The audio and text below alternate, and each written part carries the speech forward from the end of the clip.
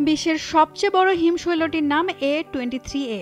এটির আকার প্রায় 4000 কিলোমিটার, যা কিনা গ্রেটার লন্ডনের 2 গুণেরও বেশি বড়। 3 দশক ধরে অ্যান্টার্কটিকা মহাসাগরের তলদেশে আটকে থাকার পর উত্তরের উষ্ণ পানির দিকে যাত্রা করেছে এটি। আর বিশেষজ্ঞরা মনে করছেন এই যাত্রা বিপজ্জনক। হিমশৈলটির উপর নজর রাখছেন বিজ্ঞানীরা।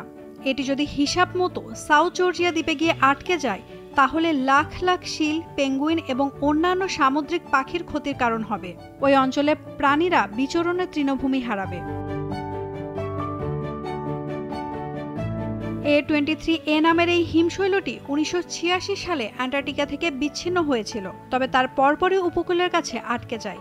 হিমশৈলটির গভীরতা এত বেশি ছিল যে এর তলদেশে ওয়েডেল সাগরের তলদেশের জমিতে আটকে গিয়েছিল এবং এটি সেখানে স্থির অবস্থায় ছিল 30 বছরেরও বেশি সময়।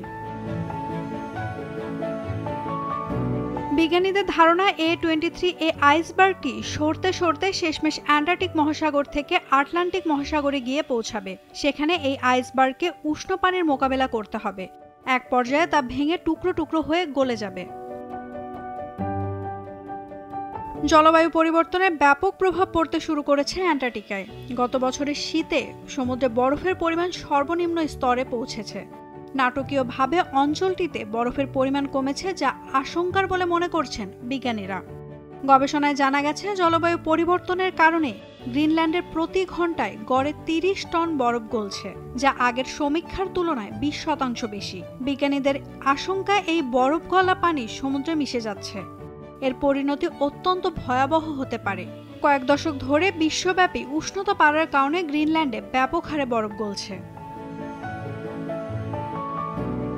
তবে এই হিমশৈলগুলোকে শুধু বিপদের কারণ হিসেবে ভাবলে ভুল হবে। পরিবেশে এদের গুরুত্বও রয়েছে, কারণ এই হিমশৈল জমে থাকা ধূলিকণা গলে পড়ে সমুদ্রের খাদ্য শৃঙ্খল তৈরি করবে। BAS এর সমুদ্র বিজ্ঞানী অ্যান্ড্রু মেজার্স বলেন, দীর্ঘদিন এক স্থানে আটকে থাকার পর A23A আবার সরে যাচ্ছে। এটা দেখা রোমাঞ্চকর।